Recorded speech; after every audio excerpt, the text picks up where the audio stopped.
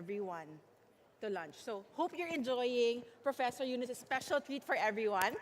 And to add to the birthday celebrations, we have 3 special videos, more greetings for Professor Yunus. The first is from Peter Spiegel, chairperson of Friends of Social Business, Wiesbaden. Happy birthday to you, Professor Yunus.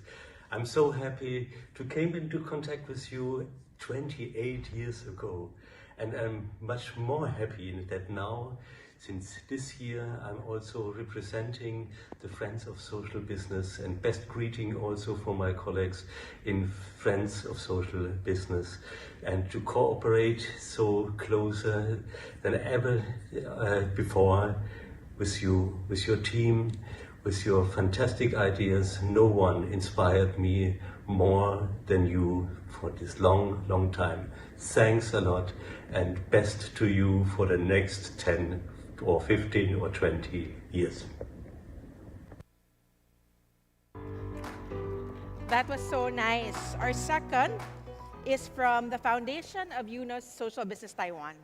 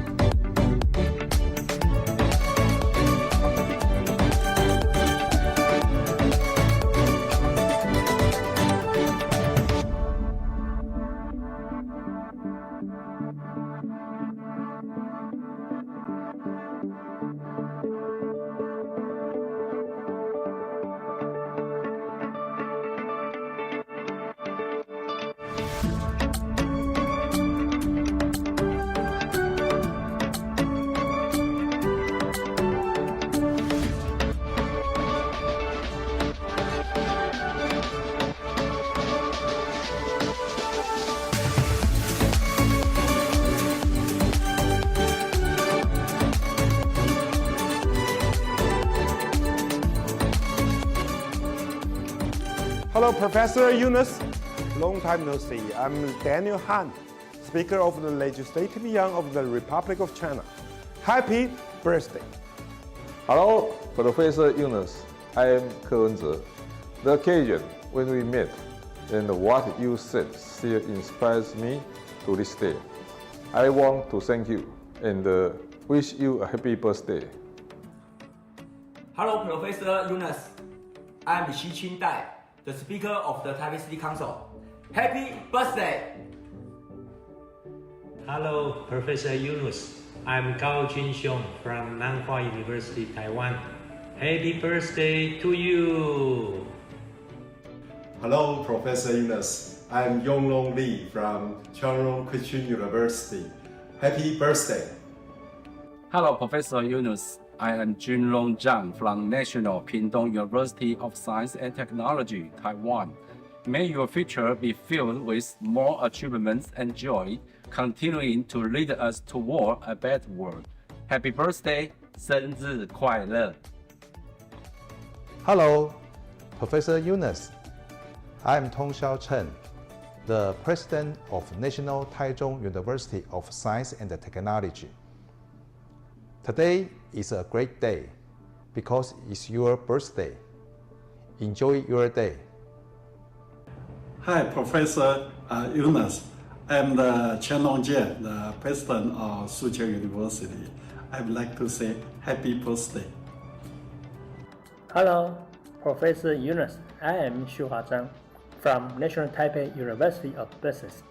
Happy birthday. Hello, Dr. Yunus. Greetings from Chile University of Technology. Happy birthday! Professor Yunus! Happy birthday! Professor Yunus! Happy birthday! Professor Yunus! Happy birthday!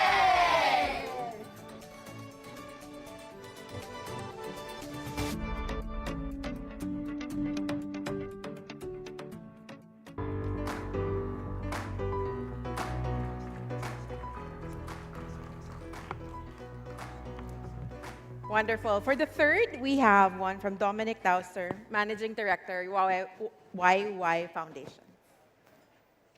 Dear Professor Yunus, happy Social Business Day and a very happy birthday to you.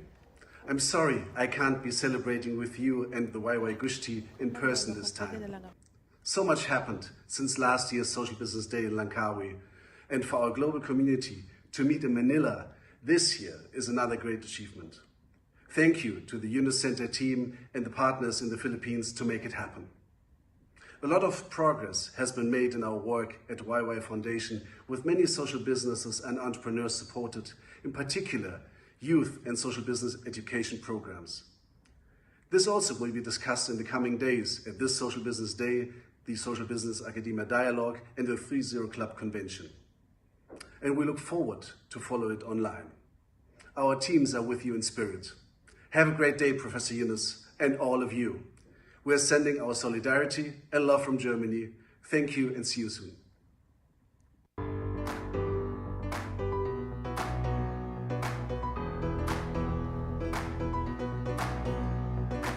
So I'm loving all the festivities. Happy birthday again, Professor Yunus.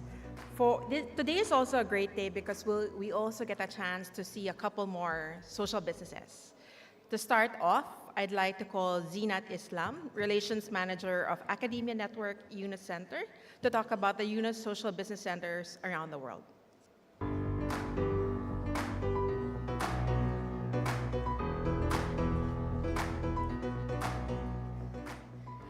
Hi everyone, I'm Zinat Islam from Yunus Center, and I'm here to share about our Yunus Social Business Center initiative, YSBC. I'm sure you've heard this word quite a lot today and even the day before. So what is a YSBC? YSBC is a hub for social business in universities around the world, following the principles of Nobel laureate Professor Muhammad Yunus. YSBCs are set in collaboration through agreements between Yunus Center and the university, with the aim of spreading the concept and practice of social business among university students and researchers. So if there are academic institutions representatives here today and you want to establish a YSBC in the Philippines or anywhere in the world, please do contact us. We would love to establish as many YSBCs as possible all over the world. Here you can see two numbers, 109. These represent how many YSBCs we have as of now. We just signed a YSBC agreement with Chulalongkorn University, Thailand yesterday, and 39 represents the countries around the world where YSBCs exist. What do YSBCs do? There are some key activities. YSBCs develop social business courses. They organize social business competitions. They do research and publications, and of course organize workshops and events. Just some of the events that are organized by our YSBC, the courses that some of the YSBCs do. HEC Paris in France, they have a social business certificate course. AIT in Thailand, they have the Yunus Professional Masters, and postgraduate programs and research is conducted by our YSBC in AIU Al Bukhara University in Malaysia. Some of the competitions that are organized by YSBCs include the Social Business Creation Competition by HEC Montreal. It's a fantastic competition, and I encourage all young people to look at it, explore. You can participate. Many great ideas came out from this competition. Some universities from Bangladesh participated and won top prizes at this competition. So definitely, I highly encourage everyone to look at this competition. Our YSBC is in Taiwan, where there are many. They organize competition. Changchun Christian University have organized social business competition. And recently, Birla Institute of Technology in India, BIMTech, they organized a social biz competition among their students. Then we have workshops and events. These are just a few universities mentioned who have organized some events recently. Amity University, where we have a representative, their pro-chancellor, they've organized events. UPM from Malaysia, Catholic University of Zimbabwe in Africa, then Autonomous University of Baja California in Mexico, and Career College in Bhopal. These are just some of the universities who have done events in the recent past. And of course, YSBCs also engage in research and publication. And today we have a very special message for which I call upon Dr. Faiz Shah of AIT and AIU to brief us. Dr. Faiz Shah, please on stage. There we go. Hi. Thank you, Zinat. Well, a bit impromptu here, but we thought that because this is such a special occasion, Professor Yunus, we'd give you a surprise birthday present. The Al-Bukhari Journal of Social Business is being published today, incorporating all the papers that were presented in the Social Business Academia Conference the last time we met. So we thought it would be a nice little surprise to you that those papers are now published today in a special issue of the Al-Bukhari Social Business Journal. We did have Dr. Riazul Islam, but I think there's some connectivity thing here, who would have liked to personally congratulate you. But guys, this is how things move. How's that for a birthday card, sir? Thank you very much, everyone. Thank you very much. Again, if anyone is interested in establishing a YSBC, please reach out to us at ysbc@unuscenter.org. Oh, he's online? Dr. Riazul, do you want to say something?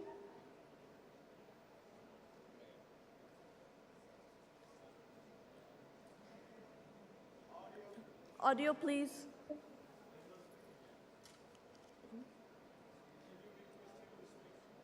Dr. Riazul, would you like to say something, please? Oh, we can't hear. Maybe the audio's off. No? Oh, unfortunately, possibly for some technical problems, we're unable to hear him. Okay. Thank you so much. Now for the next one. Happy birthday to you, beloved Professor Yunus. Yes. Your blissful birthday conveys the message of a new era of zeros, the birth of a better world without poverty, unemployment, and carbon emissions. So on your birthday, this is our present. This is our journal cover page. We made it for the special issue, and we have already formed a very good editorial team. Our chief patron is Emeritus Professor Dr. Abdulaziz Tajuddin, our Vice Chancellor, and chief advisor is Associate Professor Dr. Suraya Mukhtar, Deputy Vice Chancellor, Research and Innovation. And here I am, the editor-in-chief, and we have a great person with us, the Managing Editor, Professor Dr. Faiz Shah, and this is our editorial board. So we are very happy and honored that we got this privilege to publish a special issue of Al-Bukhari Social Business Journal. Hopefully very soon we'll be able to circulate it. Thank you so much, and happy birthday to you again. Thank you. A big thank you to Al-Bukhari International University for making this happen. Thank you very much. Thank you so much, Zinan. Our next is Bishojit Ghosh, Managing Director from Nabin Entrepreneurship Foundation.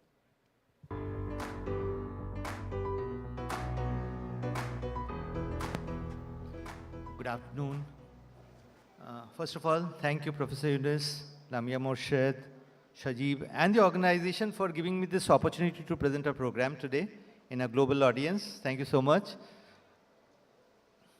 I have roughly 3 minutes to talk, a few slides, and a video.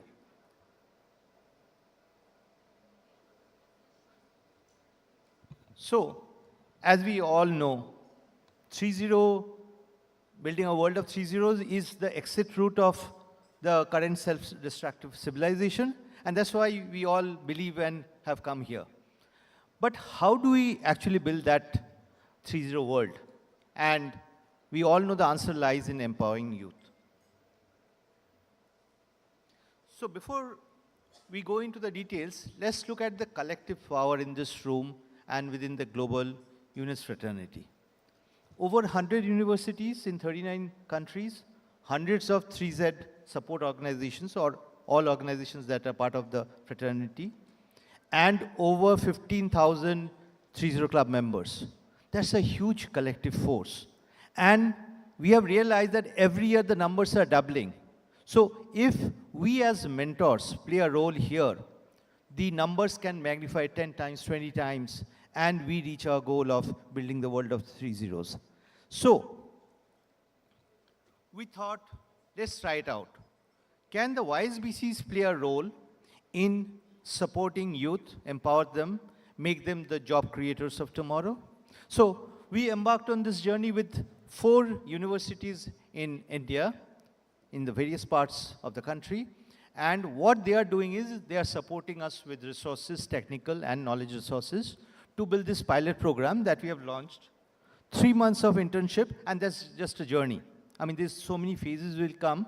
But first, we want to provide the youth with an understanding of social business and the tools towards entrepreneurship. We are also very actively working with the Grameen Trust, and we are creating case studies looking at the Nobin Udyoktas. As you know, the Nobin Udyokta program, in my opinion, it is probably the largest mass entrepreneurship incubation program in the world.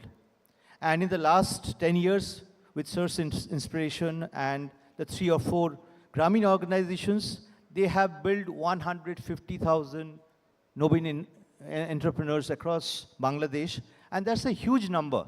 Now, if this can be achieved in Bangladesh, just like microcredit, it can be replicated globally. So we want to start this experiment utilizing the YSBCs in India, and if this model works, we'll reach out to all of you for more support and progress. So Sir says that if there is a problem, of course there is a problem of empowering our youth to become job creators, create a social business around it, and with Sir's inspiration, we have created this foundation, which is dedicated to empower YSBCs and support organizations to build and support youth to become job creators. So what are we doing? Very briefly, this is what we want to do in the first phase. We are taking these case studies so people realize, some sort of education that people have provided from their families, if they can leverage and 150,000 people can become entrepreneurs. Those are great case studies to talk about and inspire people. We are also working on building social business and entrepreneurship modules, which will be housed in a learning management system so that we leverage technology to have greater reach. And most important is number 3. I think nobody learns on their own. They all need to be encouraged. They need to be mentored. And the senior audience, I think we all have a role to play here. If we provide the right mentorship, the youth will take it on its own and move forward. So, and finally, along with Shajib's support, I'm sure we'll celebrate the success and we'll also learn in this journey. So, before I show the video, this is a call to action to all the YSBCs who are here or online and the 3Z support organizations. Let's all pull together. There's a huge amount of collective resources in this room. Let's create a panel of mentors, a network of experts. Let's access the knowledge resources that we are creating, and you can also contribute. So many people have created some great resources. We just need to bring it together. Let us act like a Uber platform. Let's not work in isolation. And let's guide and inspire the youth of tomorrow to become job creators. One university at a time, one college at a time, one 3.0 Club at a time. Thank you. I'll request the video to be played now, and we sort of announce the launch of this program from August. Thank you, sir. Thank you, everyone.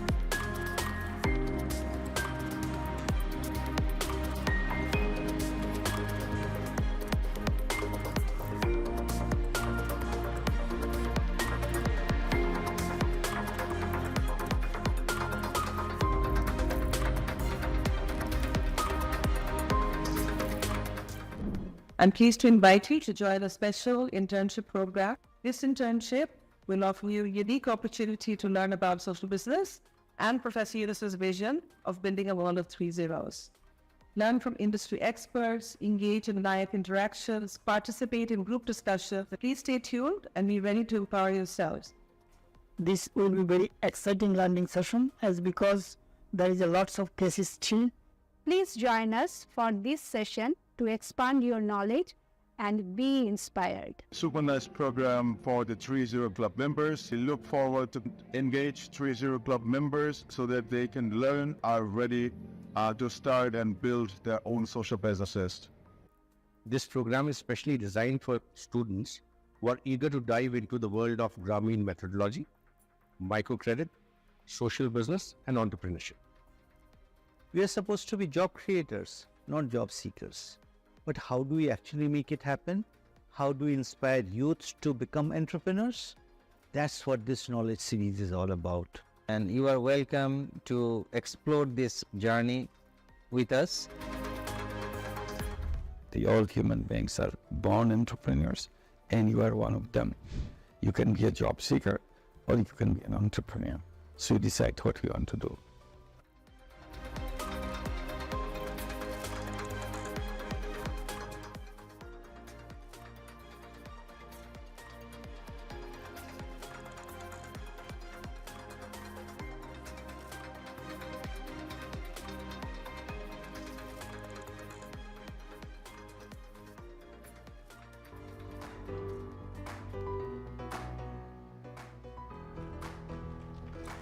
Thank you so much.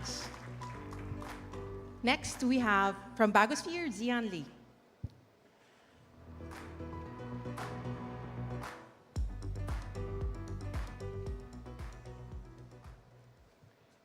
Hi, my name is Zihan, and I'm the co-founder and CEO of Bagosphere. In 2009, I interned at a social business in a very remote rural part of India. These unemployed and illiterate youth were becoming trained to become data entry workers in a very remote part of India, and they were working for big companies some 380 kilometers away in Bangalore. Their lives changed, but little did I know that my life changed as well, because I saw how technology was going to change the way that we work. And since then, I'm on a journey with my team to empower young people like them so that they could uplift themselves from poverty.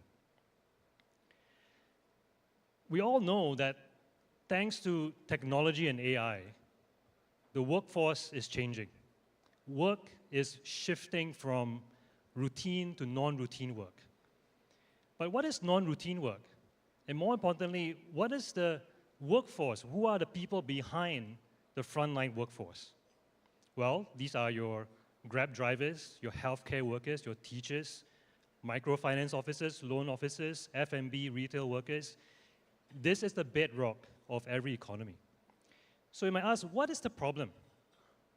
Well, employers are frustrated. Employers are having a big problem in trying to find good workers. And what do? They train, upskill, reskill. We heard all these terms. and even try to raise education qualifications for work. You might have heard from the big companies here in the Philippines, like SM or Robinsons, that to be a cashier in one of these companies, you need a college degree, or at least a few years in college. That's ridiculous. And that's not really solving the root cause of the problem. So what is the root cause of the problem? We think and we see that a lot of young people today have a weak foundation in what we call as human capabilities. Problem solving, critical thinking, self-awareness, communication skills, teamwork, growth mindset.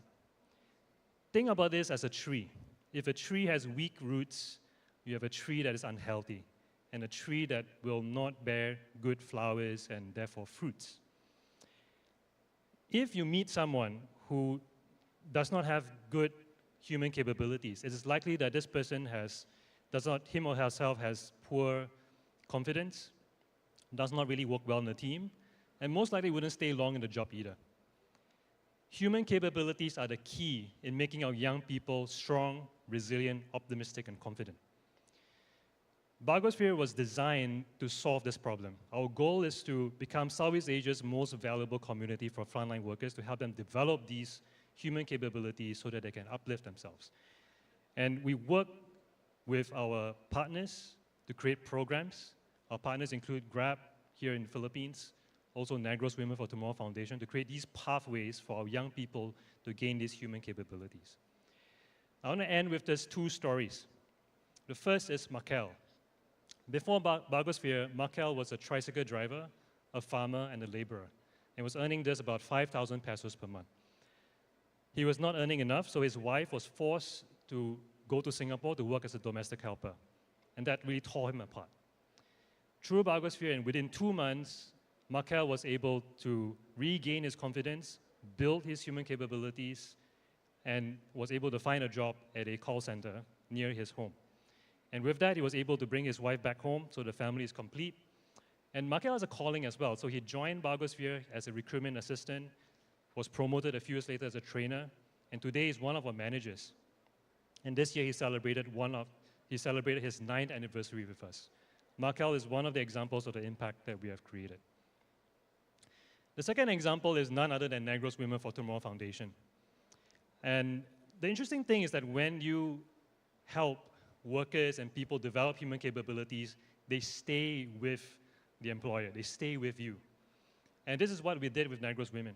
We helped them scale their workforce from 2,000 to 5,200 employees because they want to increase their impact across the Philippines as well. And most recently, we announced a strategic investment from Negros Women so that we could scale our human capability programs. Ladies and gentlemen, the future of employability of young people is under threat. It's under threat due to AI and technologies, mental health issues, poor education outcomes. Our hope and our wish is that for Bargosphere to be successful, and if we are successful, we're able to empower and impact millions of young people so that they could uplift themselves and they can regain their freedom and prosperity. Thank you very much. Thank you so much, Zian. For our next, joining us online is Mohammad Ashraful Hassan, Managing Director and CEO of Grameen Telecom Trust.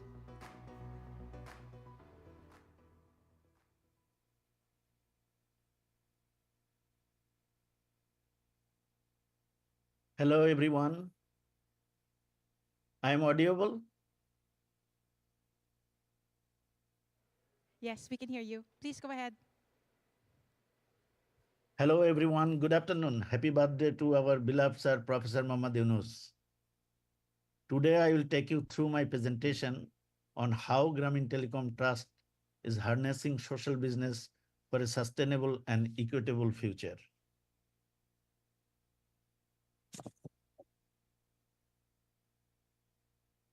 There are several factors of self-destructive civilization. Some of them are being addressed by the Grameen Telecom Trust. Let's have a look into it. Out of a lot of factors, we are addressing some factors like climate changes and pollution, economic inequality, poverty, and health inequalities, exploitation.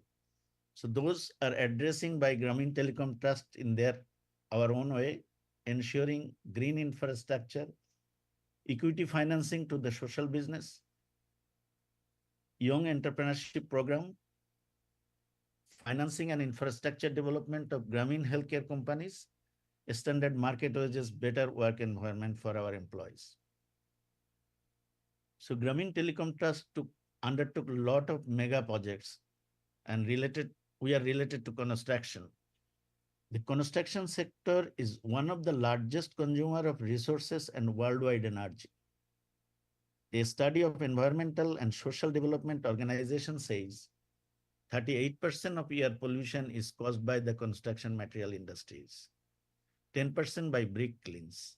Our focus to make construction economically and environmentally sustainable. Sustainable infrastructure support to our Grameen companies. Grameen Kollan, delivers primary healthcare services to the rural people of Bangladesh through its 144 health centers. Grameen Telecom Trust provides technical support for designing and construction of the health center. GTT helps them to build their health center in a cost-effective and sustainable way, thus helping them achieving operational excellence and ensuring asset sweating. We are not only support for infrastructure, we are also supporting some company both financing and infrastructure support. Grameen Healthcare Services Limited is working in the secondary healthcare sector, particularly eye care treatment in Bangladesh. Grameen Telecom Trust helps to build the hospital of Grameen Healthcare Services in a cost-effective and sustainable way. It is a major instrument to reduce the charges to their patients, especially poor people. Grameen Distribution Limited is a prominent handset manufacturing and distribution company in Bangladesh. GDL is manufacturing quality feature phone and a smartphone of different brands and selling them at an affordable price. Grameen Telecom Trust is helping GDL by building green factory for them and also with equity financing. Grameen Telecom Trust also equity financing for numbers of social business companies. Our main focus and program is empowering youth, Novin Udyokta program. New entrepreneur program has been created to make the next generation of Grameen Bank borrowers from job seeker to entrepreneurs.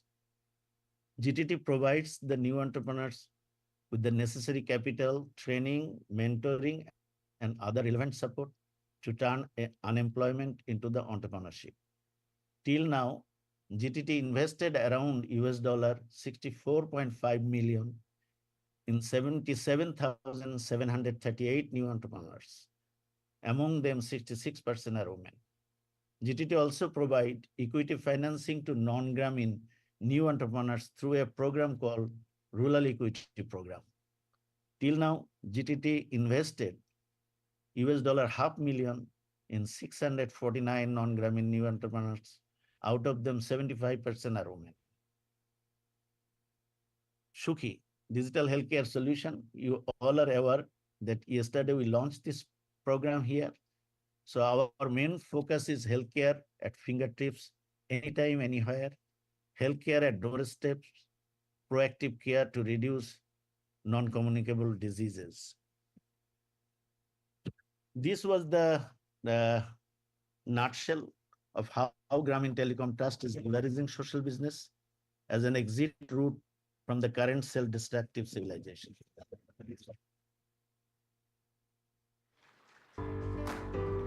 Thank you very much. Okay, before we proceed to the next one, we'll just do a quick activity. We already had a dry run earlier. So most of you know what to do. We were just missing a special element. So I'll turn it over to Christine again. Yes, so now that Professor Yunus is in the room, I'd like to invite everybody again to stand up to greet him. Happy birthday. We had a practice a while ago, so now this is game time. Game so you have time. to be all out, full performance, Yes. level 10, okay? Yes. Yeah. You know, Filipinos love to sing, so we'll share this talent to everybody. Just think that you're inside a big karaoke room.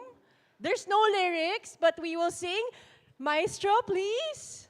Happy birthday to you. Happy birthday to you. Happy birthday, happy birthday. Happy birthday to you. One more time. Happy birthday to you. Happy birthday to you. Happy birthday, happy birthday, happy birthday to you. Happy birthday to you. Happy birthday to you. Happy birthday, happy birthday, happy birthday to you. Thank you, everybody. Happy birthday, Professor. Thank you, Christine.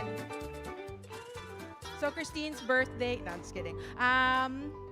Perfect. Now, for our next presentation, everyone I'm sure is so revved up to hear about changing the world without losing your mind. Whoa, what a hack. Learning from Professor Yunus and our own impact journeys to design the best exit route. Let me call on Alex Counts, founder, Grameen Foundation, and independent consultant to nonprofit organizations. Shubho Janmadin, sir. You know, I'm very happy to report to you that today I went directly to the right convention center. See? This is American ingenuity at work. I'm going to do something a little different than the other speakers. I'm not going to tell you about the organizations I'm involved in. I'm not going to show you any slides. I'm just going to give you a couple of ideas that hopefully can help you, especially the young people here, in running your social businesses or whatever organizations you run. I've been working with Professor Yunus for 37 years in different capacities, and I've learned some things, mostly through mistakes that I've made and things that I've observed him do that's been successful. Because, you know, if we're going to create a new civilization together, we're going to have to be at our best. We have to manage so many things. We have to manage money. We have to manage the media. We have to manage government, clients. But two of the things that I think we need to spend the most time, and I've learned the most about, is how do we manage our employees and how do we manage ourselves and our emotions and our well-being as we go down this journey. So let me share a few ideas that I'll leave you with before I turn it over to the next speaker. One is, I really encourage you to take great joy and create rituals to celebrate even small wins in your journey. You know, one step on a 1,000-mile journey is still a step. And even if you take a step in the wrong direction and you learn from it, that's a win, that you can celebrate it. Now, if you have a big win, one of the things I learned, and I wish I'd learned this earlier, is if you're in an organization, if you're a leader, and something really good happens to you, the first thing I would learn to do is to make a long list of every single person who contributed to that win in even a very small way. And I would go and I would find them, and I would tell them that this was your win. This was something that you made happen, because victory and progress can have 1,000 mothers and fathers if you let them. And it creates a great sense of teamwork among the people you're working with. Now, I really want to encourage you to write down your goals. Even big goals, even goals that are extending 500 years in the future. There's research that says that if you write down your goal, it is 42% more likely to come true than if you don't. If you want to write down a goal right now while I'm speaking, you're welcome to. Now, in 1998, when I started Grameen Foundation, I wrote down 215 goals. And I didn't share many of them with other people, and I put them in a file, and I uncovered them just 2 years ago, after more than 2 decades. And 2/3 of them had come true. Some of them were pretty big. For example, one of them was, I wanted Muhammad Yunus to win the Nobel Peace Prize. I wrote that in 1997, and I put it in a file he won the Nobel Prize. I also said that I wanted to write, yeah, you can clap for that. Write down what you want for you, for Professor Yunus, for your organization. Also, write down the things that you've learned. The mere process of saying, I had a success or I had a failure and what I learned from it, write it down. If you want to write a blog post or if you want to write a book about it, but just write it. It forces you to really analyze what you know now that you didn't know before. And if you don't have anywhere to publish it and want to publish it, you can publish it on my blog. Another success strategy I want to share with you is when people are at their most vulnerable, be there for them and be visible. And I'll give you 2 examples. One is whenever I used to walk around Grameen villages, even if the villagers had complaints about Grameen, they would say, you know what? When we had a natural disaster, all the other organizations, their employees went to their home districts. The Grameen employees stayed and came and visited us and helped us. And maybe they didn't have a lot to help them with, but just being visible. But I'll give a much more personal example. 2 months ago, I found myself in the hospital. And not even all of my relatives contacted me, but Professor Yunus called my wife 3 times, called from Bangladesh, as if he doesn't have enough to worry about, right? So when you're visible for people at their most vulnerable, the sense of loyalty, the sense of I will do anything for that person becomes very strong. Now, I really think it's important for all of us to nurture the next generation of talent, trying to create this new civilization. So I've adopted a rule, you can consider it yourself. If a young person wants me to help them in any way, including advising them, and it's going to take me 30 minutes or less, I automatically say yes. Maybe you can consider that. I encourage you to have hobbies, and I encourage you to do things that make you laugh. There's a lot, this is serious work, but we also need to have ways to make ourselves feel, outside of our work, feel joyful. And lastly, when it's time to go, it's time to go. And when you've gotten that point and you're thinking weekly or monthly about leaving the position you're in, don't hang on. Go gracefully, go professionally, find some other way to contribute to this new civilization. Again, I'm so honored to have been associated with Professor Yunus for 37 years. I'm hoping to be able to collaborate. You've got a lot left to give to society, and thank you all very much. Thanks, Alex, for sharing all of your wisdom with us. Lastly, we have Mohammed Anwar Hussain from Grameen Fabrics and Fashions to talk about sustainable fashion leads in the garments industry. Hi, good afternoon, everyone, and happy birthday to you, sir. I'm Mohammed Anwar Hussain, the Managing Director of Grameen Knitwear Limited and Grameen Fabric Fashion Limited. I'm the responsible for producing and selling the fashion. So it's the time for fashion. Everybody love fashion? Me too. So the fashion today is sustainable fashion, not the fast fashion. I was talking about the sustainable fashion. Before knowing sustainable fashion, we have to know what is sustainability. Sustainability is ability to be sustained, to be last for environment and economy and social. The environmental sustainability emphasizes the climate change, carbon emission, ozone diffusion, air pollution, ocean acidification, and collapse of the ecosystem.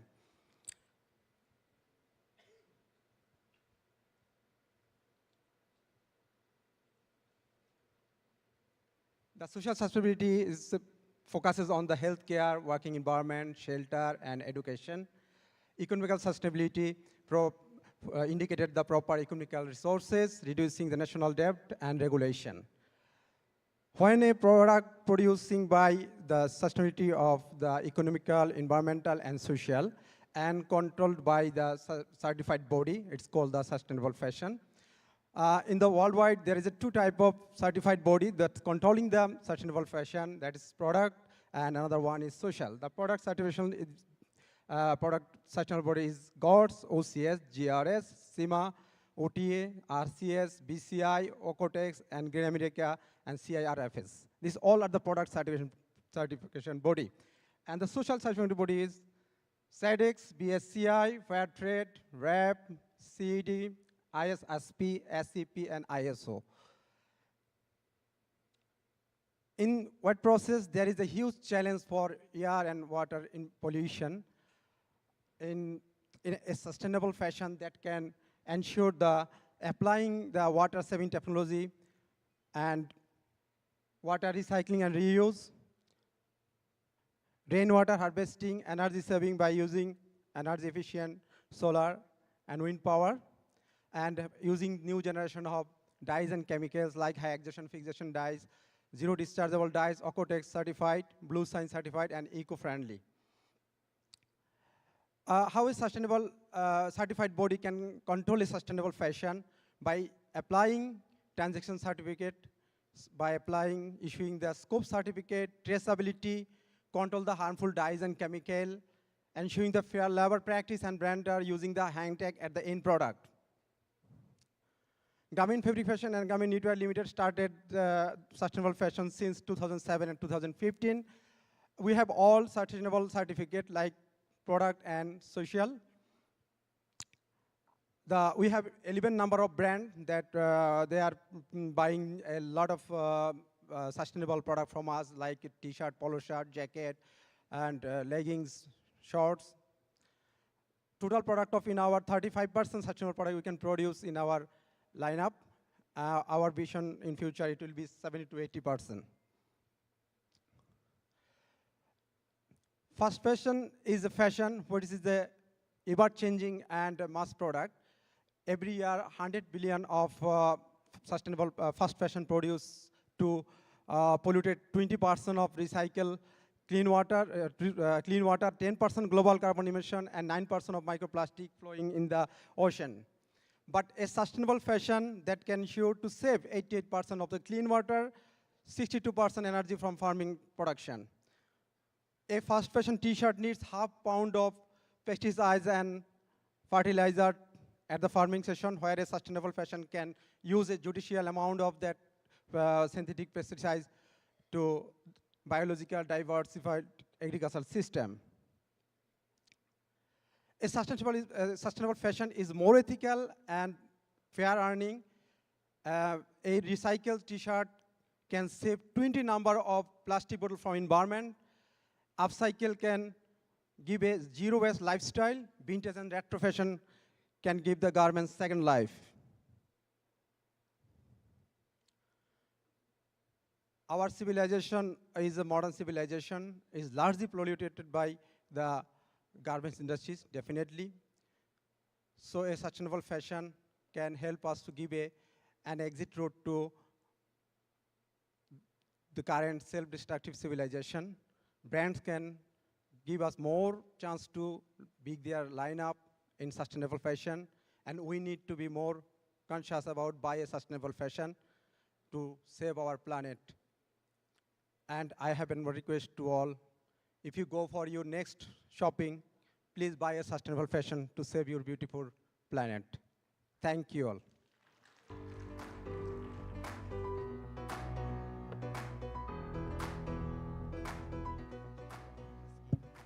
So much.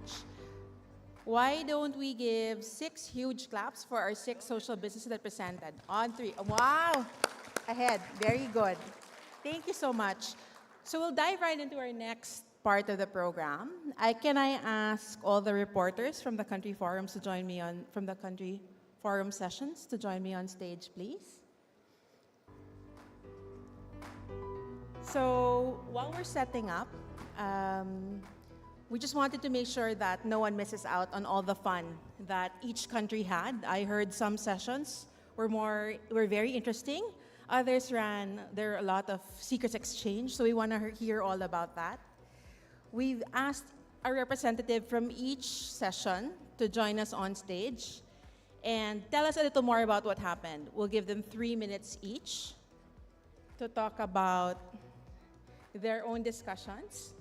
So can I call Shabneen, Jonas, Jonathan, Azri, Dr. Gopal, Professor Lin Yingxing, Carlos, Onishi, Suresh, and Tulo to join me on stage.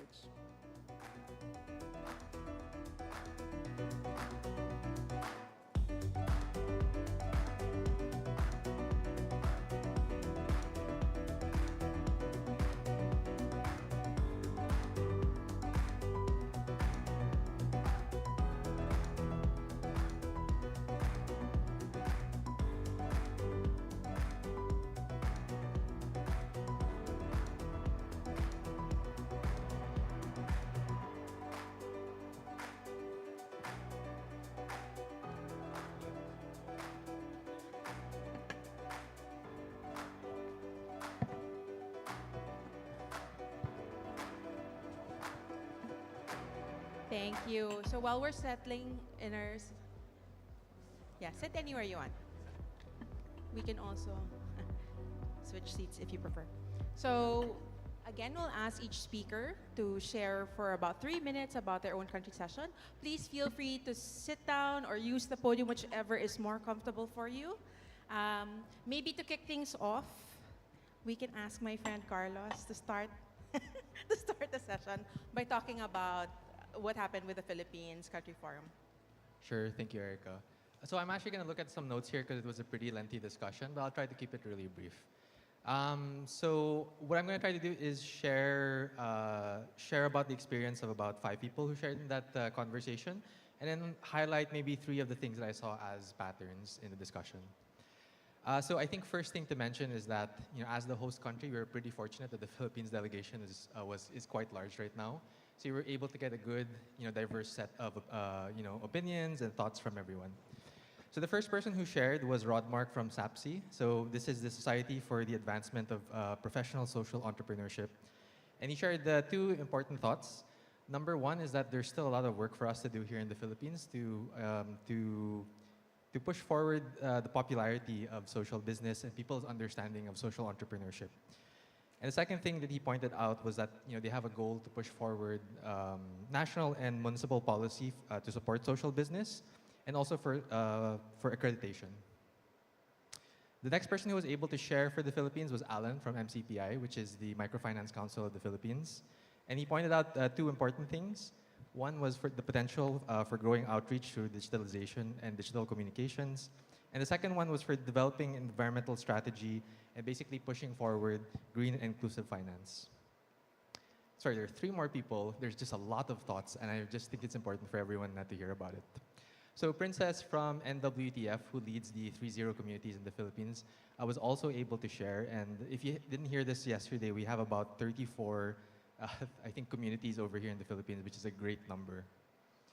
Leo from Dana Asia was also able to share. So he works in community-based social business development. And he talked about their pilot projects and how they were really focusing on small communities in implementing in social housing sites to get things growing. And last of all, Greg from Exchange was also able to share. So they are an impact investor and venture builder.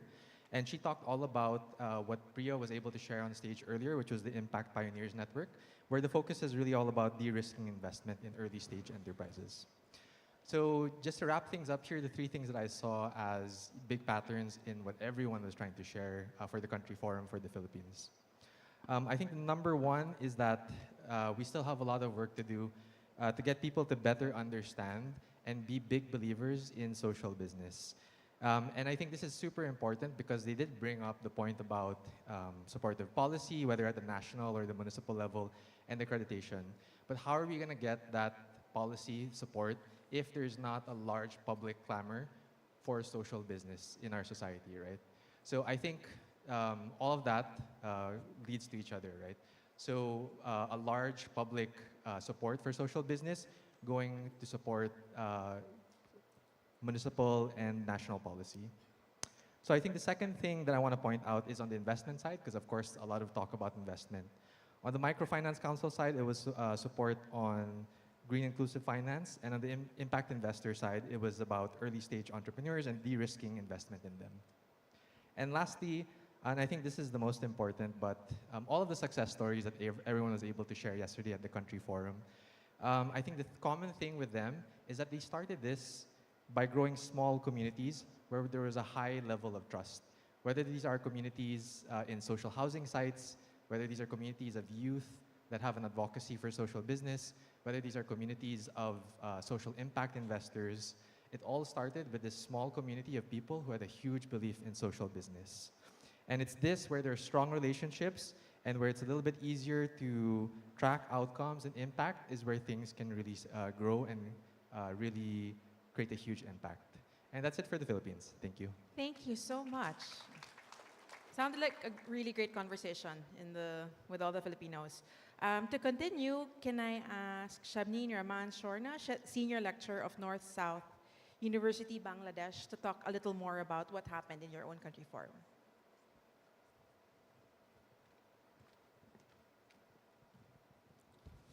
Assalamu alaikum, everyone. This is Shabneen Rahman Shorna. I'm going to report back the session that we had yesterday at the Bangladesh Country Forum.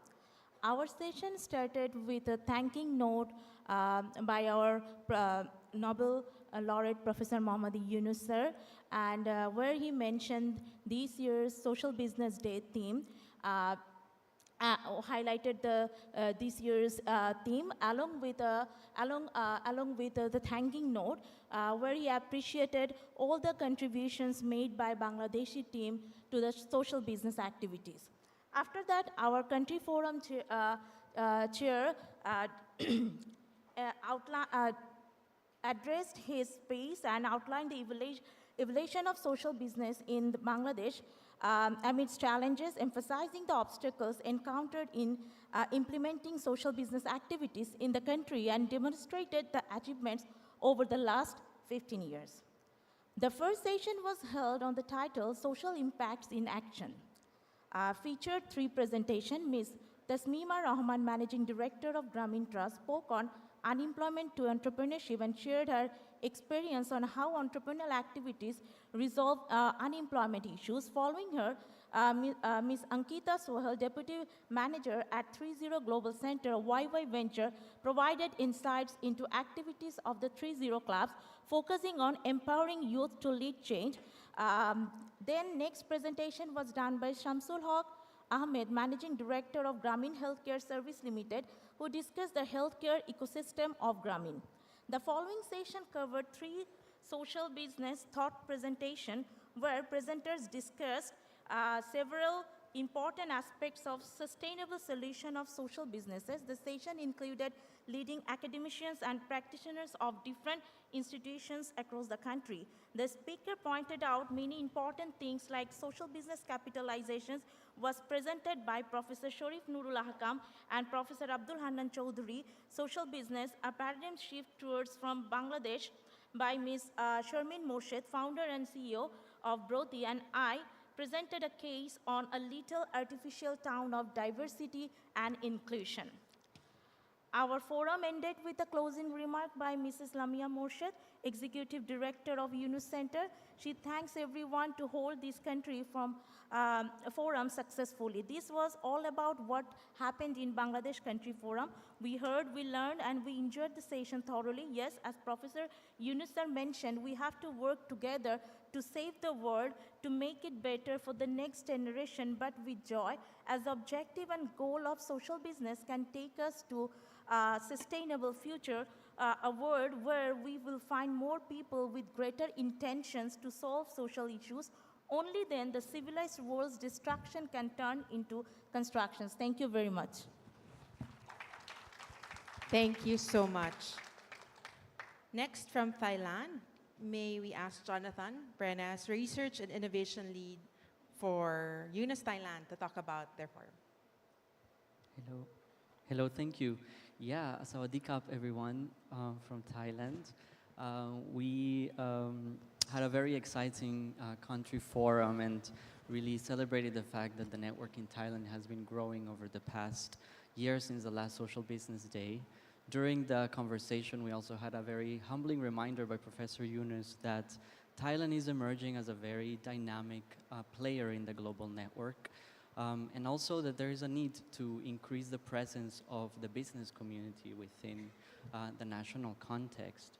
But within that in mind, there's also this growing network of academic alliances within Thailand and also in neighboring countries. So part of our conversation was looking into this idea. We had a new member of the UNO Social Business Center network signing on just yesterday at Chulalongkorn University. And since the last Social Business Day, we also had Payap University sign on and start UNO Social Business Center. So our conversation was a little bit about how can we strengthen these academic alliances and also integrate some of the work that is happening over there. So one of the key opportunities that comes from that, we thought, was really enjoining some of the different educational activities that are taking place within Thailand and also stretching to nearby countries and so on. There are plans at Payap University to introduce a bachelor's degree program. The Asian Institute of Technology also has a master's degree program. And we know that Al-Bukhari International University in our neighboring Malaysia is also planning to open doctoral programs of studies. But beyond that, there's also these experiential learning activities that are taking place and growing increasingly in the Thai context. So there is a need to also look into ways to weave a bit of a path of learning across the journey of young people that might graduate into different programs of study. There is also this observation that Thailand is becoming a bit of a hub for innovation, and people want to come to see what are some of the stories that are coming in from this place, which brings very exciting opportunities. So part of the discussion was also looking at how to strengthen the networks over there within the Thai context, but within also the visitors that might be coming over from elsewhere. On the one hand, vertical collaboration to try to integrate a bit of a consortium within the Thailand network of UNOS-affiliated organizations to look into ways to also strengthen our capacity to scale up some of our programming and also to reach wider types of opportunities on the one hand. On the other, how to expand in a more horizontal way the types of products and services that are being developed within the Thai context to have a bit of a wider reach from products and services and on the other hand. And lastly, a bit of this more creative thinking in terms of innovation to try to increase new approaches to carry on activities and avoid creating a culture of competition within the different UNOS affiliated organizations, but rather finding ways to build on the specific strengths that come from the different organizations and be able to work collaboratively to highlight some of these opportunities and also pursue new ones. I think one of the things that we realize is that in as much as Social Business Day punctuates some of the achievements within a year, there is a need to also check in more regularly. So we closed the conversation with some very exciting offers by Chulalongkorn University to host a Thai national forum within the network in a few months' time. And later in the year, we hope to also have a new launching event in Chiang Mai with Payap University, also planning to open its center over there. And so I think that covers most of what we discussed, but thank you very much. Thank you. Next, it would be great to hear from the Greater China Country Forum. May I ask Professor Lin Yingxing, Professor of Accounting Information Systems and Advisor of UNO Social Business Center, National Kaohsiung University of Science and Technology. Okay. Professor Yunus came in near the end of our discussions, and he made a very precise remark. He said, China needs a big push. As older people retire, new people must replace their positions. New linkage must be established. We must bring all the connections together to make a difference. Under the guidance of Professor Yunus, there is one big lesson Greater China partners learned. That is, compassion have no enemy. Chinese people need the help from Dr. Yunus and our brothers and sisters present.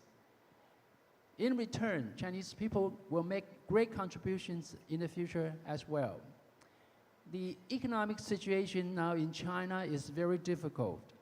Therefore, the focus shifts from microcredit to international educational cooperations, such as setting up Yunus YSBCs around China. The effort is on assisting Chinese universities to set up as many YSBC as possible and to encourage their international academic cooperations, such as the exchange of students, professors in the study of social business, domestic and abroad. The other focus is to encourage social business, especially on zero carbon emission.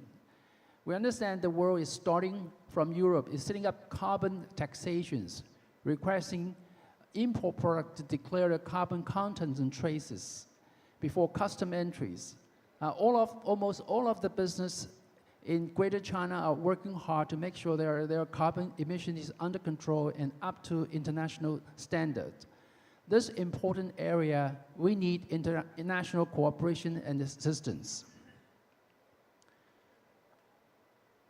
In Taiwan, the Yunus activity has been very pluralistic and plentiful. We'll be hosting East Asia Annual Yunus Conference, and we also welcome all of our brothers and sisters to visit Taiwan at that time this year. We have all kinds of Yunus activities, Yunus Camp, Grameen Schools, teaches students about Grameen principles, social business. We have hundreds of 3-0 clubs in many YSBCs around the island. We are successful in setting up YSBCs, and we have now 14, which ranks the most in the world. All of the YSBC have developed special features. For example, we have YSBCs specialized in the preservation of rare species in marine life and preventing ocean pollutions. We have YSBCs promoting Aboriginal cultures and preserving Aboriginal legacies. We have YSBCs specialized in making movies promoting environmental protections. In conclusion, the Greater China need a big push, and we need help. At the same time, Taiwan is making great progress. Thank you. Thank you so much. The Africa country session team, all the team sent a video to report back. Can we play that video, please?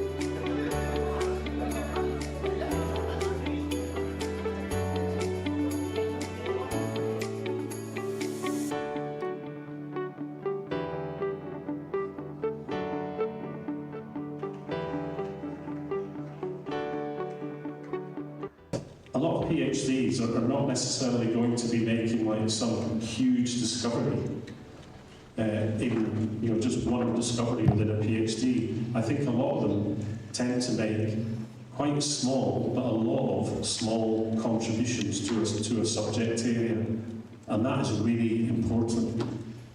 Are you working on new interfaces? Again, you're in an Institute of Social Transformation. To me, that implies that perhaps I don't know, but so I'm speculating here, but perhaps you have different disciplinary backgrounds. Spaces.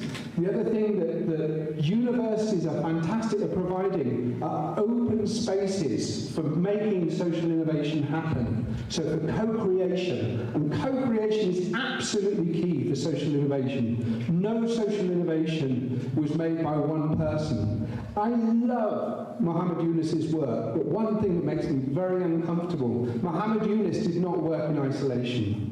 Muhammad Yunus had a network and teams around him. It's really important to remember. It has to be co-creation. Something you mentioned about belonging to networks, okay? Local and international. I wanted to elaborate a bit more on that and how that is important for PhD students to be part of academic networks and all that, and the value it adds to their journey in terms of moving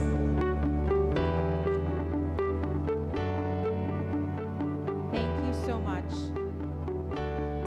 For our next sharing, can I invite Shiori Onishi, co-CEO of Grameen Yugina, to talk about what happened in the Japan session. Yes. Hello again, everyone. If the organizer can show my slides. Okay. The conclusion of Japanese team, uniqueness is the key. I summarize our discussion observations in 3 points. One, large corporations and SMEs are starting to work under consistent sustainability and social impact concepts. This is mainly driven by disclosure requirements, so top management is still passive. However, some members have seen a specific project where private, public, academic partnership is happening towards a depopulation issue in rural areas in Japan. As these rules are mainly made by Western countries, we may need our own rules to make better and proactive social business and impacts. Two, the mindset of younger generation is changing towards creating business for social issues. Taking example from Ugrena, the company has a system to hire chief future officer, not chief finance officer, and future advisory board, all teenagers who are advising to the board of directors. So that's our boss to advise our future of the company.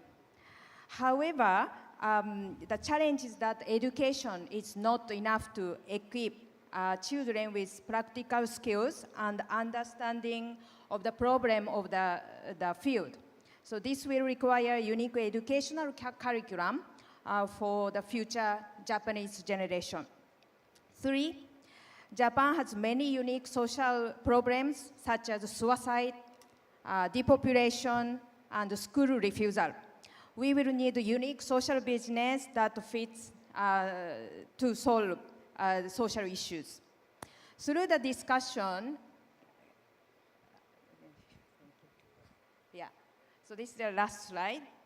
Through the discussion, we came up with a specific social business idea, an internship program for teenagers who have stopped going to school. And can you imagine that in Japan, there are more than 300,000 school children who refuse to go to school due to different reasons.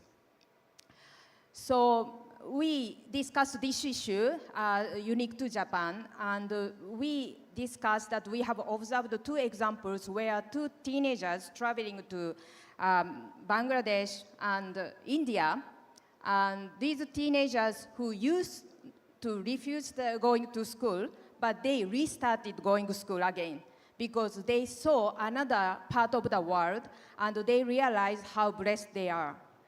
So what? Why not creating a social business for giving these teenagers a life-changing internship to interact with kids in developing countries? This can be a good exchange for both countries, and that can give a good opportunity to realize another life for these school children who stopped going to school. So overall, we had a very good discussion, though the group was very small. We learned a lot to each other. Thank you. Thank you so much. Next, we'd love to hear about the Nepal Country Forum from Dr. Gopal Dahit, Executive Director, Unique Nepal, Laghubita Bitiya Sanstha Limited.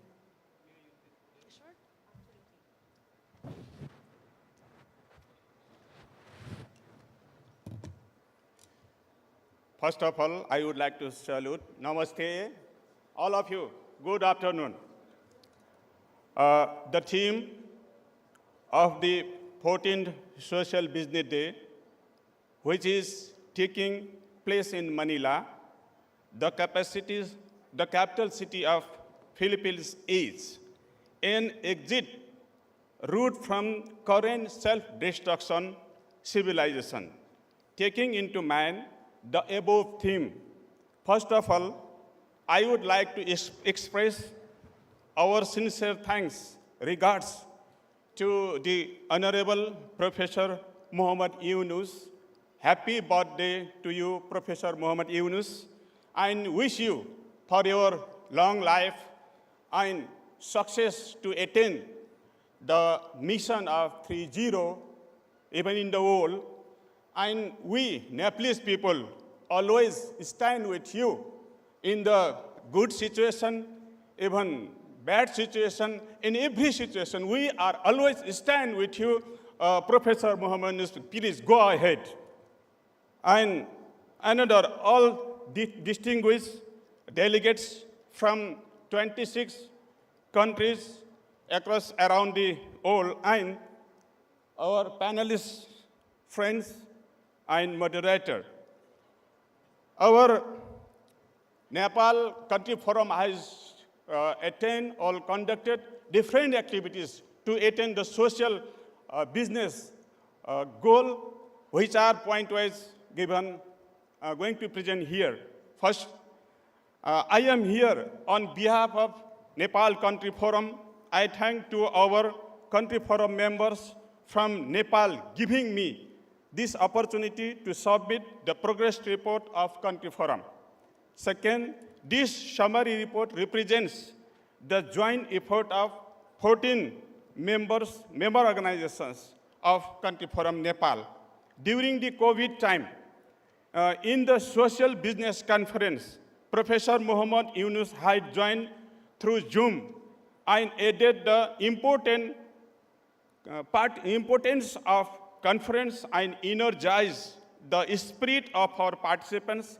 Yesterday, in the Country Forum of Nepal, we had graceful presence of respected Professor Muhammad Yunus and inspired us.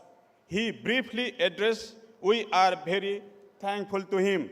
Number 4, in the Country Forum, we received the 2-year action plan prepared in Langkawi, Malaysia. The revised is follows.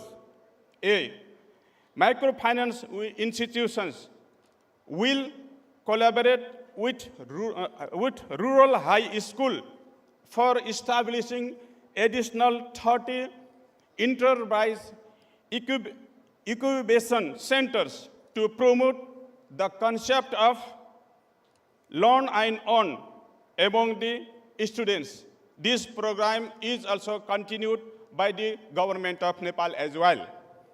MFIs and microfinance operating cooperatives organizations should provide training to the secondary and higher secondary school graduates, microfinance members' children to transfer them into self-reliant enterprises. Microfinance institutions will enroll 2,000 youths in this program within 2 years. Most of the targets has already been attained by the Country Forum of Nepal.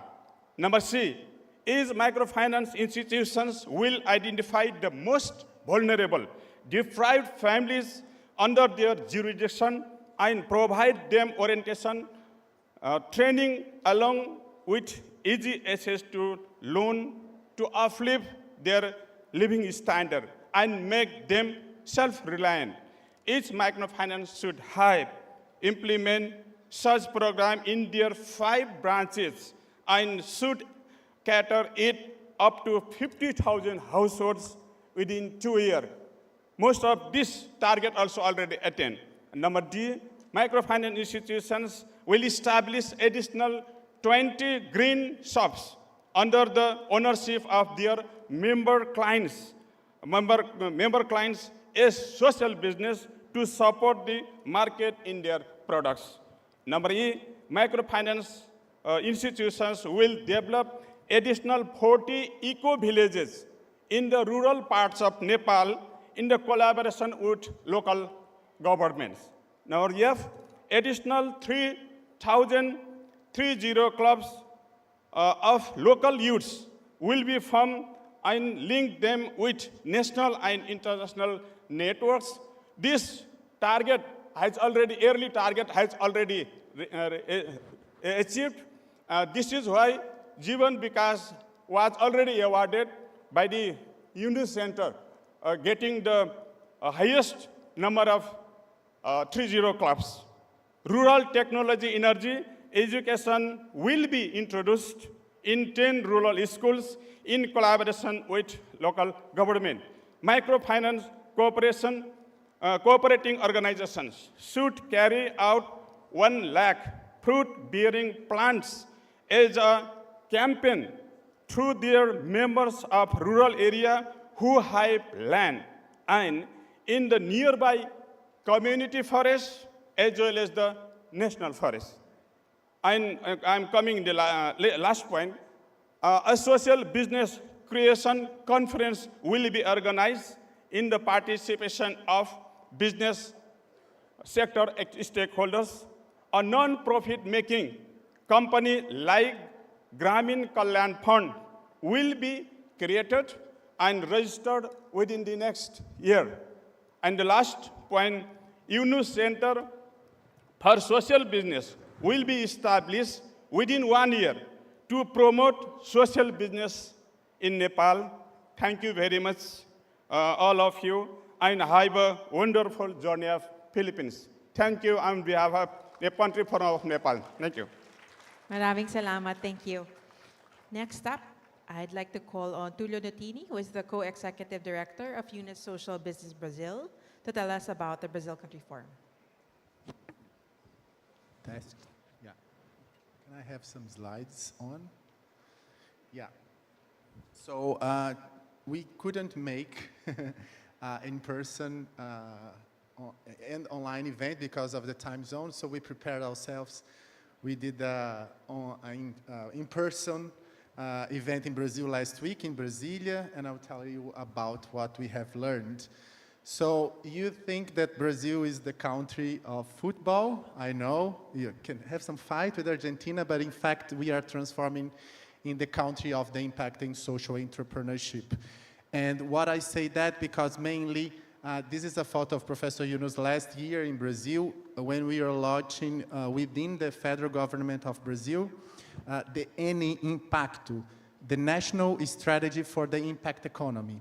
For me, this is a huge step because we are moving from all the organizations like us that are striving to create impact to influence public policy in Brazil and create a system that allow that more social business thrive and receive investment and etc.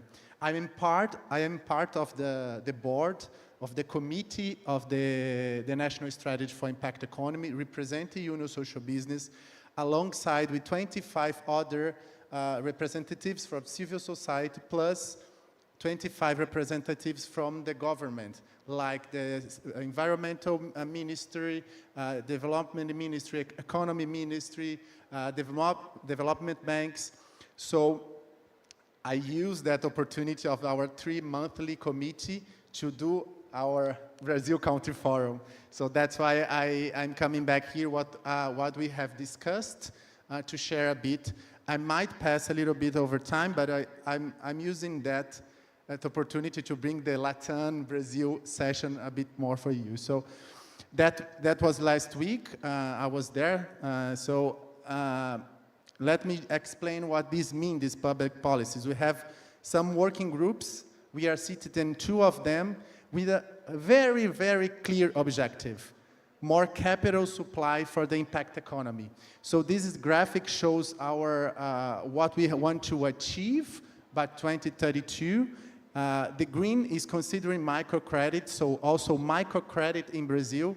We want to push even more. So also there's an opportunity for Grameen. I have been discussing that with the Grameen family. And I'm particularly seated with this objective. We increase the number of social business.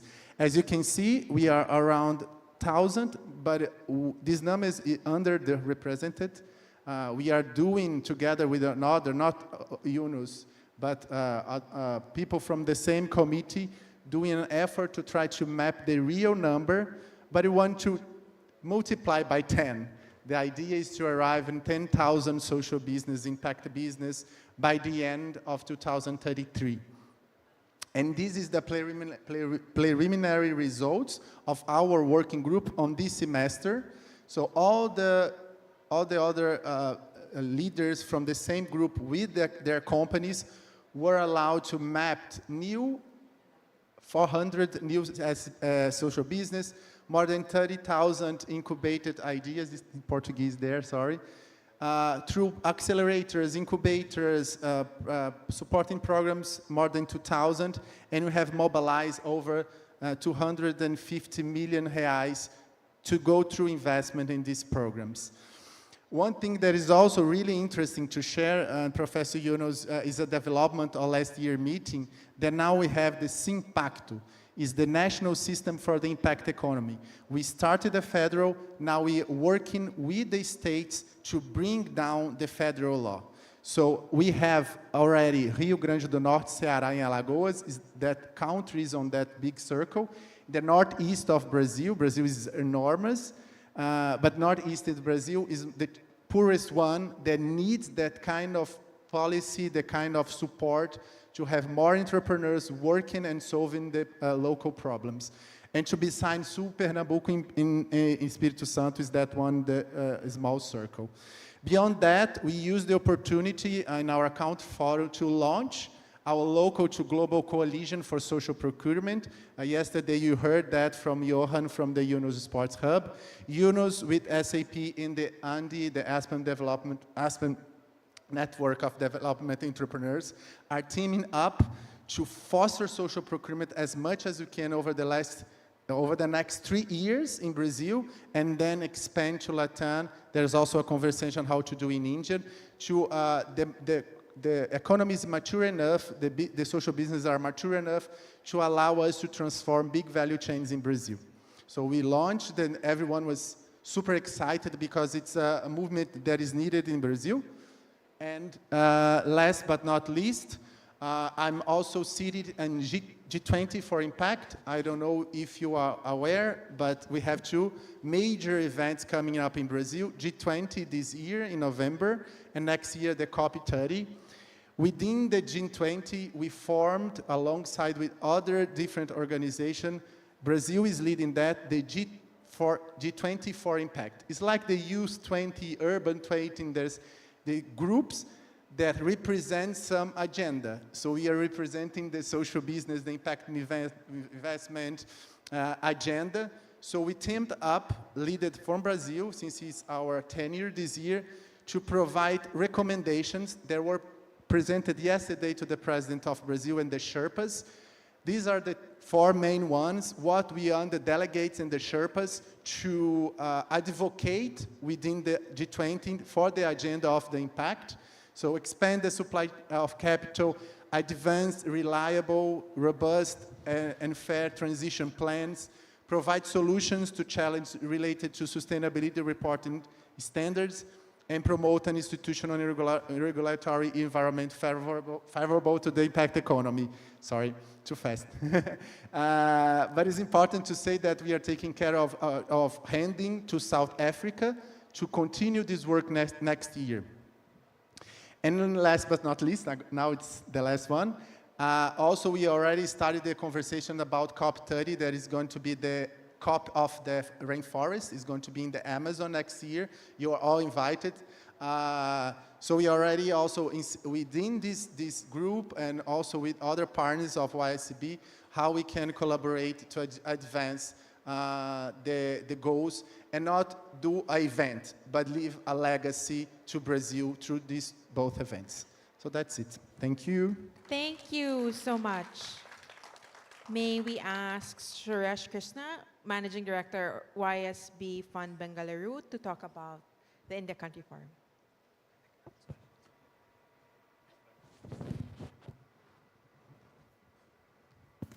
Good afternoon, everyone. Greetings and happy birthday to you, Professor, once again from India Forum.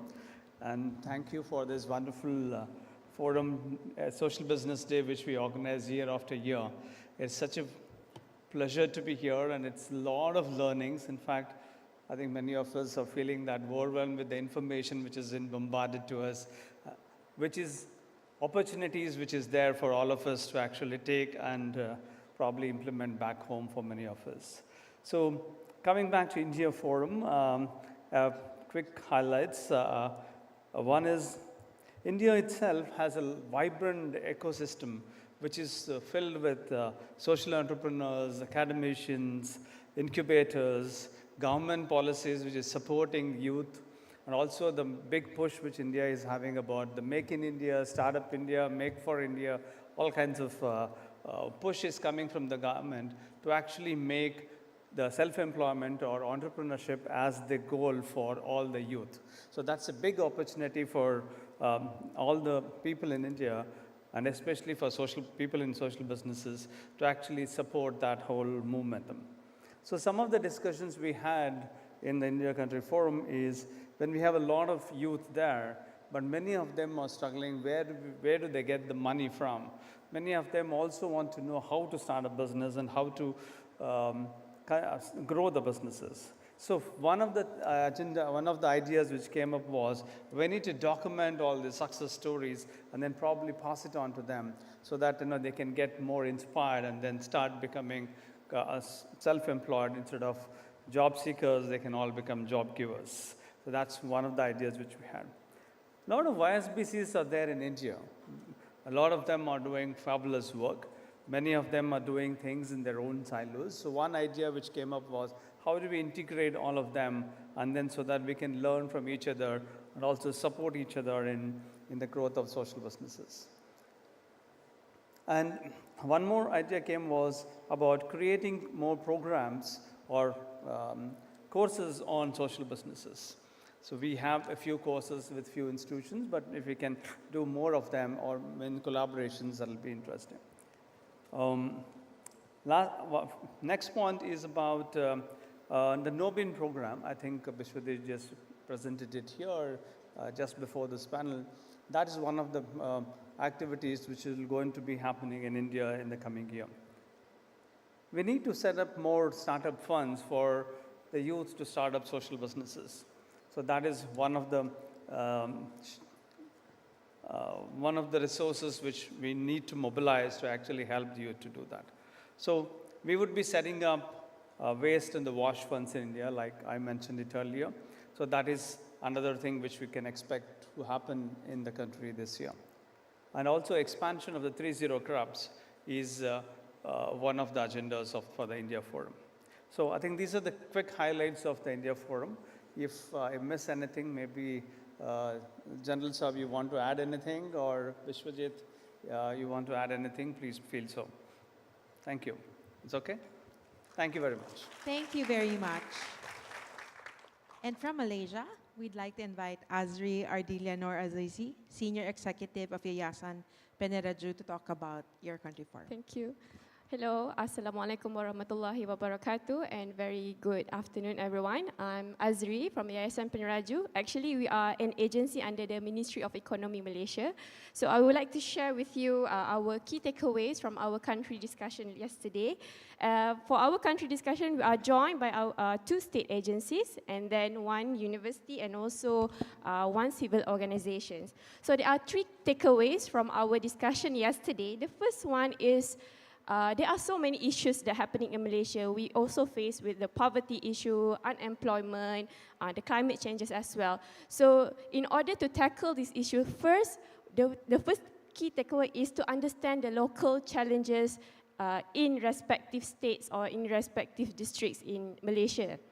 Because to tackle the issues in urban, rural, and also undocumented community or the marginalized community, we cannot do the same for everyone. So first, understand the main problem, the root cause of the problem. And then the second key takeaway is we need to identify the local champions or the local leaders who can advocate for the changes in that community, and also who can raise the awareness among the community how we can build the world better together through social businesses or any other means.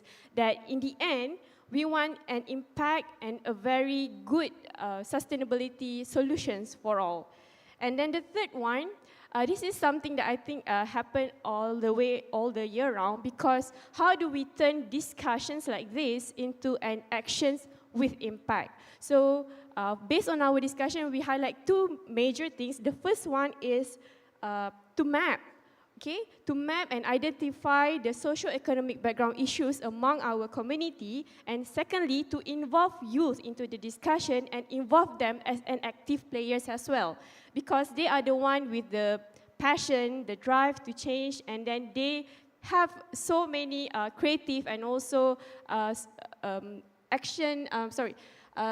creative and also new ideas to share with others out there. And then mapping is also important so we can have a good data where people need what sort of assistance or what sort of interventions that are needed.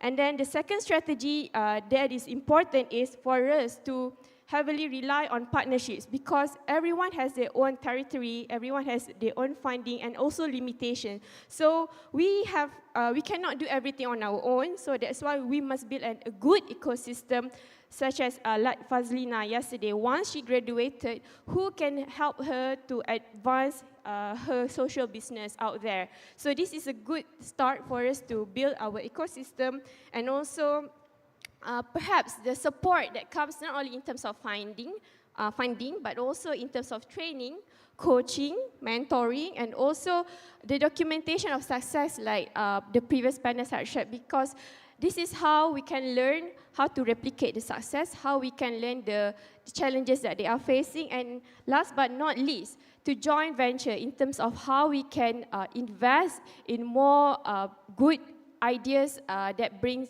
good social impact.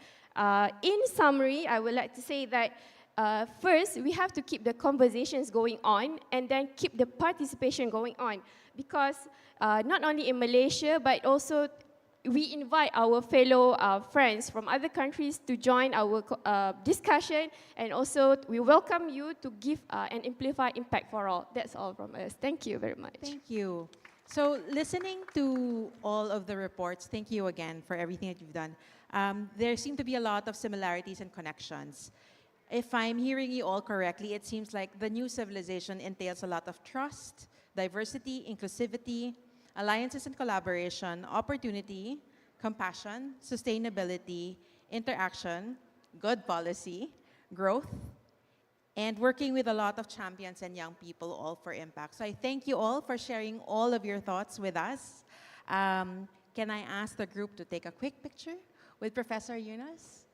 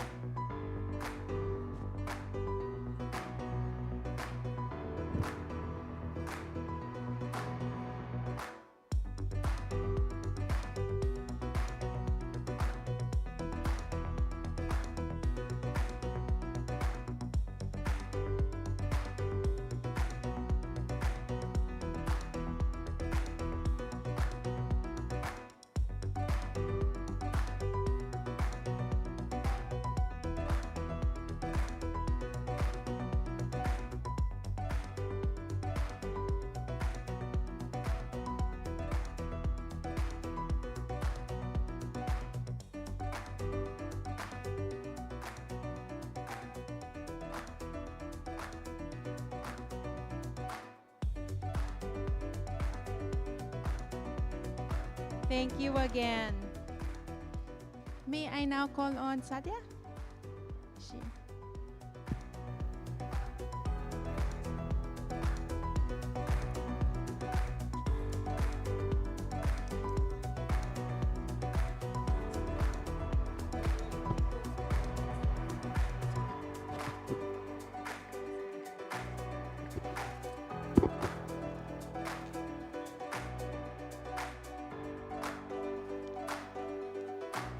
Thanks so much. Thank you. Thanks, sir. All right. Thanks, everyone, for your time and your attention and all the coffees that you've been inhaling. You're not drinking anymore, so I hope you have a little bit of energy left. Wonderful reporting back from the country forums.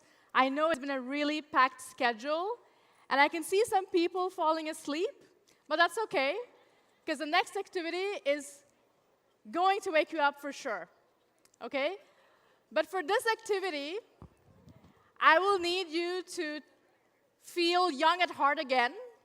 And my invitation to you would be to let go of any inhibition you might be feeling and just be yourself, okay? Are we ready to have some fun? Really? Are we ready to have some fun? Yeah, okay, I love that crew. Awesome. So in a minute, if we can have the screen of the stage cleared up, the chairs will be gone. While that happens, I'm going to give you some instructions, okay? Which is very simple. There will be a video up on the screen. All you have to do is just follow the dance moves on the screen. Can we do that? We better, especially this group. Okay, so my friends here will help me run this, but my friends backstage will also need to clear the chairs, if we can have that. So, are we ready? Ankita? Yes, let's go. For that, everyone needs to rise up. Can we get up from our chairs? Awesome. Everyone, wake up and rise up. This is Sid the Sloth from the movie Ice Age, and we're about to do this new dance, the Continental Drift. All right, and if I can ask my friends from that corner to slowly come towards the front of the stage, including Sir. Awesome. Our friends from Bangkok, our friends from Nepal, SQ, I need you here. I can't see you. Yeah? Lamiapu as well. If you can just come up front.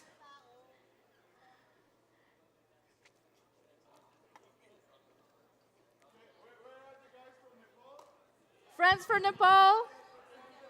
Maybe on this side. Awesome, we're ready. Ankita, hit it. What's up, my mammals? This is Sid the Sloth from the movie Ice Age, and we're about to do this new dance, the Continental Drift. It's time to get up on your feet. It's easy to do. Just follow me. Yeah, you gotta Move it out. Do the Sid. Take it back and do the Sid. Step left, then drift. Step right, and then drift. Crisscross and do the man-made. Crisscross and do the man-made. Now jump, jump, wiggle your rump and walk it out like grand. Move it out, do the Sid. Take it back and do the Sid. Step left, then drift. Step right and then drift. Crisscross and do the man-made. Crisscross and do the man-made. Now jump, jump, wiggle your rump and walk it out like grand. Wait, now 2 times faster. Take it back and do the Sid. Step left and drift. Step right and then drift. Crisscross and do the man-made. Crisscross and do the man-made. Now jump, jump, wiggle your rump and walk it out like grand. Move it out. Do the Sid. Take it back and do the Sid. Step left, then drift. Step right and then drift. Crisscross and do the man-made. Crisscross and do the man-made. Now jump, jump, wiggle your rump and walk it out like grand. All right. Thank you. That is why I go to work, you guys. Awesome.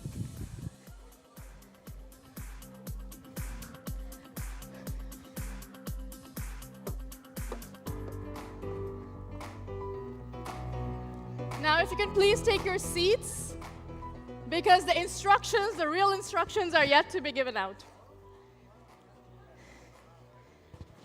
Erica, my friend, where are you? Okay, awesome. Okay, thank you. So once you've caught your breath, I want you to focus on what's happening next, okay? So in a minute, we're gonna break out into sessions that are happening in the meeting rooms outside of this hall. Breakout session 1 will focus on health and social business, innovations for a sustainable future. This will be held in room 4 and will be facilitated by Dr. Tanawan Samlirat Caraway and Saw Tien Tet from Yunus Center AIT. Please don't kill me if I have butchered your name. Breakout session 2 will be on Captivate, Connect, and Convert, the social business's guide to storytelling and social media marketing, and will be hosted in room 3. This will be moderated by Harjeev Singh, founder and CEO of Gutenberg. The third breakout session will focus on building equitable social business ecosystems, enabling entrepreneurs. This will be moderated by Faria Tabassum Haq from YY Ventures, and will be held in room 5.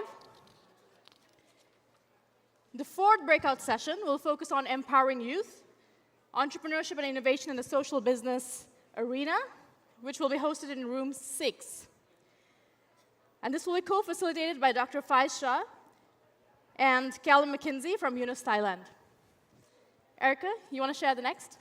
Absolutely. So the next breakout session, which is session 5, will focus on social business ecosystem in the Philippines and will be right in the main hall.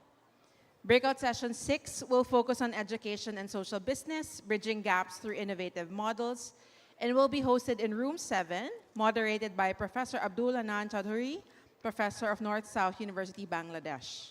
The 7th breakout session will focus on women in social business, driving change and creating impact, and will be hosted in room 1. This will be moderated by Dr. Soraya Hanim Mokhtar, Associate Professor and Deputy Vice Chancellor of Research and Innovation at Al-Bukhari International University. The 8th breakout session, which is on food, agriculture, and social business, sustainable practices for rural development, will be hosted in room 2. This will be moderated by Suresh Krishna, Executive Chairman, Global Leadership Team, Yunus Social Business. Now, your breakout sessions, this is something to note, your breakout sessions will just dive into the coffee and tea break after. And so after your breakout session, we'll meet all of you back here in the room at 5:30, correct? Can I get a confirmation from my team when we're opening up? 5:30 is okay? All right, cool. Okay. And before you go for your coffee break, 2 more things. One is we still have some t-shirts left, so please grab yours. I think we just have 3 or 4 left, so the YY t-shirts are on sale for 500 pesos each. And the last request is, I guess, just have fun. We just have a few hours left. I hope you make the most of this coffee break. Thank you very much. Thank you.